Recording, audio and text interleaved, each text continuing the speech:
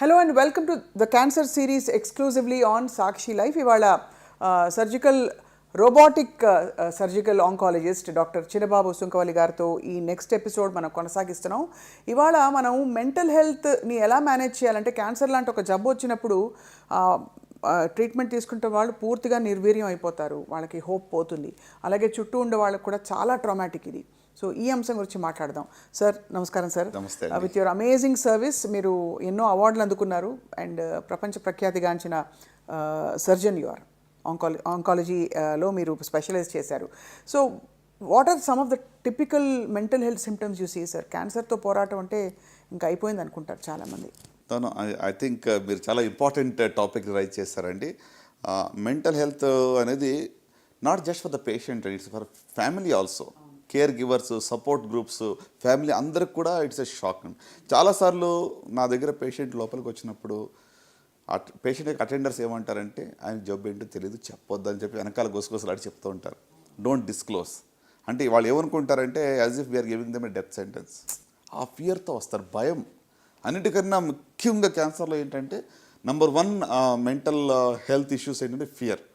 ఎంత భయం అంటే ఇంకా నా లైఫ్ అయిపోయింది, ఐఎమ్ రిటర్న్ ఆఫ్, ఇంకా ఇదంతా వీళ్ళేదో చేయాలి కాబట్టి చేస్తున్నాం కానీ నాకు ఇంకా హోప్ లేదు అనేటువంటి పరిస్థితులు వస్తారు. సో ఫియర్ అనేది చాలా ఎక్కువగా చూస్తుంటాం. సాడ్నెస్, డిప్రెషను, యాంగ్జైటీ, ఎలా ఉండిపోతుంది ట్రీట్మెంటు, నా జుట్టు ఊడిపోతుందా, లేకుంటే నాకు భవిష్యత్తులో అసలు ఈ జబ్బు నిజంగా నయం అవుతుందా లేదా, నా పిల్లల పరిస్థితి ఏంటి, ఫ్యామిలీ పరిస్థితి ఏంటి అని చెప్పి చాలా యాంగ్జైటీతో వాళ్ళు మా దగ్గరికి వస్తూ ఉంటారు.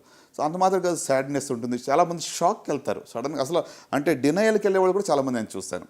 ఇది డయాగ్నోసిస్ కరెక్ట్ కాదు, రిపీట్ చేయండి, మళ్ళీ బయాప్సీ చేయండి అని చెప్పి చాలామంది అడుగుతూ ఉంటారు. సో ఇట్లా వేరీడ్ ఫార్మ్స్ ఆఫ్ ప్రజెంటేషన్, భయంతో మొదలయ్యి యాంగ్జైటీతో ఉంటూ, లేక ఎంతో డిప్రెషన్ కానీ, లేకుంటే డినయల్ కానీ, లేకుంటే సమ్ కైండ్ ఆఫ్, అంటే వాళ్ళకి ఎట్లా అంటే sometimes it's mixed emotions వాళ్ళకి. అవును, అంటే కొంతమంది ధైర్యంగా ఉన్నట్టు ఉంటారు కానీ పైన outwardly they are acting as if they are very strong, but deep within they are very much scared.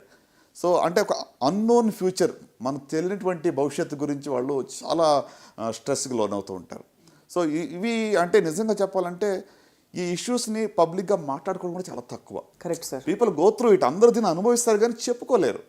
దీన్ని ఎవరి దగ్గరికి వెళ్ళి హెల్ప్ తీసుకోవాలి, ఎలా చెప్పాలని కూడా తెలియదు. అట్లా చాలాసార్లు ఏమవుతుందంటే ఈవెన్ డాక్టర్స్ దగ్గర కూడా అంత ఎక్కువగా వాళ్ళతో టైం స్పెండ్ చేయడానికి వాళ్ళకి టైం ఉండదు. అవును. సో వచ్చి వాళ్ళని పంపించేస్తారు, వాళ్ళకి ఉన్న ఆ యొక్క నీడ్ని ఎవరు కూడా అడ్రస్ చేయటం లేదు. So I think the biggest gap నేను అనుకున్నది ఏంటంటే మెంటల్ హెల్త్కి సపోర్ట్ చాలా తక్కువగా ఉంది. అంటే ఇప్పుడు కేర్ గివర్స్ కానివ్వండి, లేక డాక్టర్స్ కానివ్వండి, వాళ్ళు what they are going through అర్థం చేసుకొని కొంచెం వాళ్ళకి ధైర్యం చెప్పగలిగితే చాలా వరకు వాళ్ళకి తగ్గుతుందని అనుకుంటాను.